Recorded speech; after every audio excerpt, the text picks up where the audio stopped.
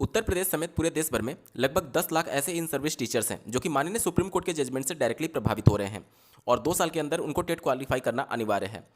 केवल उन्हीं in service teachers को छूट दी गई है जिनकी सर्विस 5 साल से कम बची हुई है।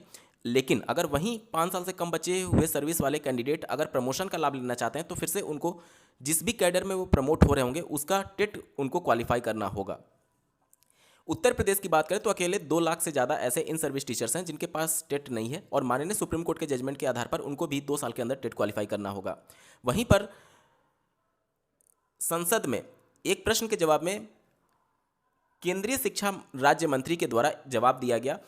उनसे ये प्रश्न पूछा गया था कि क्या केंद्र सरकार इन सर्विस टीचर्स के लिए जो सुप्रीम कोर्ट का जजमेंट आया उसके बाद से कुछ आगे प्रावधान करने जा रही है, जिसमें उन्होंने स्पष्ट तौर पर कहा कि माननीय सुप्रीम कोर्ट के जजमेंट के अनुसार 2 साल के अंदर इनको टेट क्वालिफाई करना अनिवार्य है। यानी कि उनके इस जवाब से स्थिति बिल्कुल स्पष्ट हो चुकी है कि केंद्र सरकार अपने स्तर पर कुछ भी डिसीजन नहीं लेने जा रही है और अब सभी इन सर्विस टीचर्स को टेट क्वालिफाई करना ही होगा।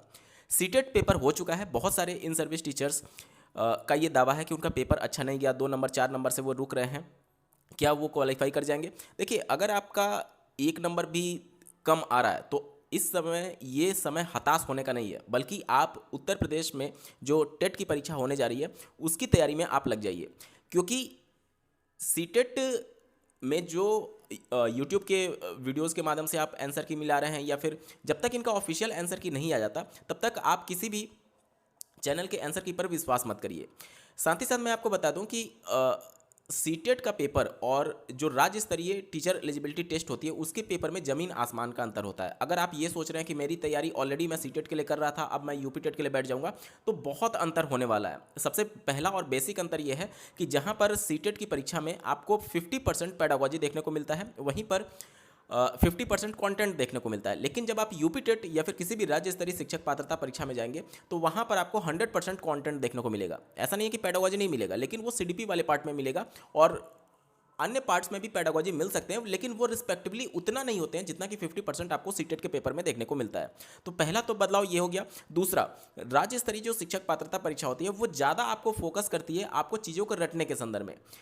यहाँ पर तथ्यात्मक तौर पर प्रश्न पूछे जाते हैं कि पर्टिकुलर इस प्रश्न का उत्तर क्या होगा, जबकि सीटेट के पेपर में आप देखेंगे तो वहाँ पर क्रिटिकल थिंकिंग पर ज़्यादा जोर दिया जाता है। वहाँ पर कंटेंट से भी अगर आपसे प्रश्न पूछे जाएंगे तो वो क्रिटिकल थिंकिंग से रिलेटेड प्रश्न होते हैं। तो बहुत बड़ा अंतर होता है सीटेट और यूपी टेट के पेपर में। हालांकि जिस तरीके से सीटेट का पेपर एक बार पैटर्न आपने समझ लिया तो बहुत आसान हो जाता है पास होना, उसी प्रकार से यूपी टेट के पेपर को भी अगर आपने पैटर्न को एक बार समझ लिया तो बहुत आसान हो जाएगा। हर एक बार यहाँ पर अगर आप लैंग्वेज की बात करें तो हिंदी तो सबके लिए कंपलसरी है, बाकी इंग्लिश, उर्दू और संस्कृत में से कोई भी एक लैंग्वेज आप ऑप्ट कर सकते हैं। किसी के बहकावे में मत आइएगा कि अगर आप हिंदी ले रहे हैं जो कि सबके लिए मैंडेटरी है तो आप संस्कृत भी ऑटोमेटिक तैयार कर लेंगे। बहुत ज़मीन आसमान का अंतर होता है हिंदी और संस्कृत में। अगर आप पहले से हिंदी मेंटली बिल्कुल प्रिपेयर है और आप संस्कृत में भी कंफर्टेबल है तभी संस्कृत लीजिएगा, अन्यथा की कंडीशन में बहुत बड़ा ब्लंडर आप कर सकते हैं। प्रीवियस ईयर पेपर उठाइए, देखिए इंग्लिश और संस्कृत में से कौन आपके लिए ज़्यादा कंफर्टेबल आप लग रहे हैं। 2-4 साल का पेपर सॉल्व करिए, उससे आपको आइडिया मिलेगा कि दोनों के पेपर का लेवल क्या है। जैसे सीटेट में संस्कृत का पेपर अगर आप दिए होंगे तो वहाँ पर जो प्रश्न पूछने का तरीका है वो भी संस्कृत में आपसे पूछा गया था, लेकिन यूपी टेट में ऐसा नहीं होगा। यूपी टेट में जो प्रश्न पूछे जाते हैं वो हिंदी में पूछे जाते हैं और जवाब मतलब कि जैसे मान लेते हैं कि कोई पैराग्राफ दिया हुआ है तो पैराग्राफ के लिए जो निर्देश दिए गए रहते हैं सीटेट में वो भी संस्कृत में लिखे रहते हैं, जबकि यूपी टेट में जाएंगे तो वो सभी निर्देश जो होते हैं वो आपको हिंदी में देखने को मिलेंगे। या फिर मान लेते हैं अगर ऐसा पूछा गया कि संस्कृत में कितने स्वर होते हैं तो ये हिंदी में लिख के आपसे पूछा जाएगा, जबकि सीटेट में ये सारी चीज़ें संस्कृत में लिखी रहती हैं। तो थोड़ा थोड़ा अंतर जरूर होता है। इसके अलावा कॉन्टेंट पर आपको ज़्यादा फोकस करना है, पेडागोजी इसमें उतना मायने नहीं रखती है। इसके अलावा ग्रामर पर भी आपको फोकस करना होगा। अगर आप लैंग्वेज में जा रहे हैं जैसे कि हिंदी संस्कृत या फिर हिंदी इंग्लिश लिए हुए या फिर हिंदी उर्दू लिए हुए तो वहाँ पर सीटेट के पेपर में ग्रामर पर बहुत ज़्यादा फोकस नहीं किया जाता था। वहाँ पर लैंग्वेज में 2 तो पैराग्राफ आपसे पूछ लिया जाता था और उसी से रिलेटेड मैक्सिमम क्वेश्चन होते थे। लेकिन यहाँ पर आप देखेंगे अगर 2 पैराग्राफ भी होता है तो ज़्यादा से ज़्यादा आपको वहाँ पर 10 से 15 नंबर ही पैराग्राफ से पूछे जाएंगे, बाकी जो प्रश्न होंगे वो ग्रामर से पूछे जाते हैं। तो यूपी टेट के पेपर में आपको ग्रामर पर भी विशेष तौर पर फोकस करना होगा। अब बात कर लेते हैं कि क्यों जरूरी है, अगर मान लेते हैं सीटेट भी आपने क्वालिफाई कर लिया तो क्यों जरूरी है यूपी टेट क्वालिफाई करना।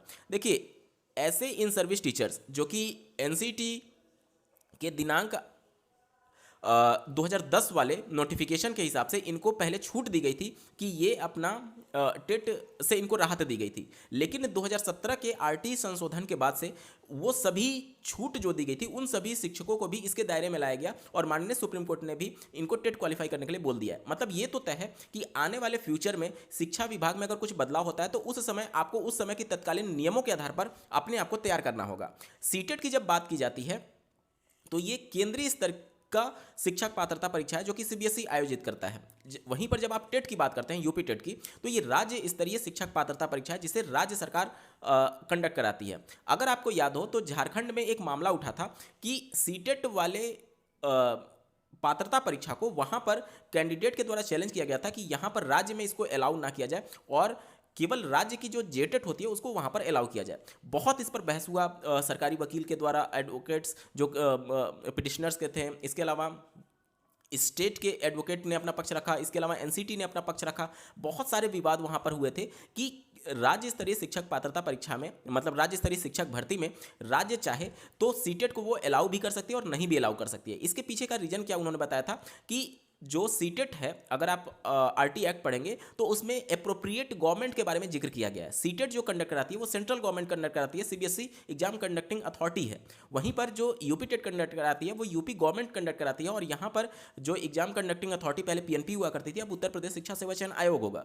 तो यहाँ पर जिस तरीके से झारखंड से होते हुए जब मामला सुप्रीम कोर्ट पहुंचा तो सुप्रीम कोर्ट में ये बातें निकल करके आई कि जिस स्तर का विद्यालय होगा जिसमें आप शिक्षक हैं, जिसमें आप कार्यरत हैं, वो किसके अधीन आ रहा है। जैसे कि अगर आप यूपी के प्राथमिक विद्यालय में हैं तो वो किसके अधीन में, उत्तर प्रदेश सरकार के अधीन में। तो यहां पर एप्रोप्रिएट गवर्नमेंट उत्तर प्रदेश सरकार मानी जाएगी और उसके द्वारा कंडक्ट कराने वाला टेट यानी कि यूपी टेट माना जाएगा। उसी तरीके से अगर आप किसी केंद्रीय विद्यालय में है, केवीएस में है, एनबीएस में है या फिर किसी ऐसे विद्यालय में जो कि केंद्र सरकार के अधीन आती है, तो वहां पर एप्रोप्रिएट गवर्नमेंट सीटेट माना जाएगा, ना कि राज्य स्तरीय टेट माना जाएगा। तो इस तरीके की चीजें भविष्य में, अभी हालांकि उत्तर प्रदेश में नहीं है, उत्तर प्रदेश में यूपी टेट की जितनी मान्यता है उतना ही सीटेट की भी मान्यता है, दोनों इक्विवेलेंट है। लेकिन भविष्य में कब क्या मैटर कोर्ट में चला जाए, कोर्ट किस मैटर पर क्या डिसीजन दे दे, कोई नहीं जानता। और उस समय के तत्कालीन नियम के हिसाब से अपने आप को प्रिपेयर करना होगा। इस वजह से अगर आपका सीटेट का पेपर अच्छा भी हुआ है तो भी आप यूपी टेट की तैयारी में लग जाइए, क्योंकि दोनों पेपर आप क्वालिफाई करके रख लीजिए ताकि भविष्य में सीटेट नहीं यूपी टेट नहीं सीटेट, इस तरीके का कुछ विवाद उत्पन्न होता है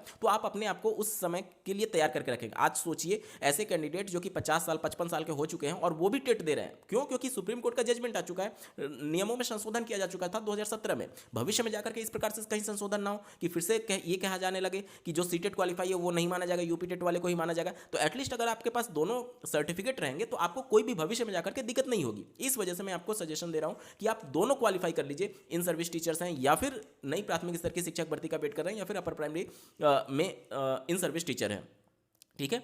इसके अलावा यूपी टेट के पेपर की अगर मैं बात करूं तो जब पीएनपी इसको कंडक्ट कराता था तो बहुत बार क्वेश्चन रिपीट हुए हैं।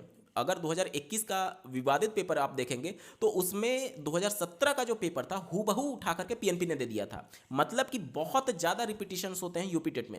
ये तभी आप चीज़ों को समझ पाएंगे जब आप प्रीवियस ईयर पेपर को सॉल्व करेंगे। आपको बहुत चीज़ें देखने को मिलेंगी। हाँ, बस नाम चेंज कर दिया जाएगा या फिर प्रश्न पूछने का तरीका चेंज कर दिया जाएगा, लेकिन पेपर लगभग वहीं देखने को मिलता है। इस बार चूंकि आयोग में बदलाव हुआ है तो हो सकता है कि कुछ पैटर्न में बदलाव देखने को मिले। ये मैं नहीं कह रहा कि सिलेबस ही बदल जाएगा, हो सकता है चीज़ें थोड़ी सी बदले, लेकिन ऐसा नहीं होगा कि बिल्कुल ही उलट पुलट कर दिया जाएगा। क्योंकि जब भी कोई नया आयोग आता है तो वो भी अपनी कदम फूक फूक करके रखता है, क्योंकि एक छोटी सी गलती फिर से आयोग पर सवाल चिन्ह उठा सकते हैं। इस वजह से बहुत कुछ बदलने की संभावना ना के बराबर है। और यूपी टेट का सिलेबस ऑलरेडी जारी किया जा चुका है आयोग के द्वारा, इनकी ऑफिशियल वेबसाइट पर जाकर के आप देख सकते हैं, और सिलेबस वहीं पुराना है।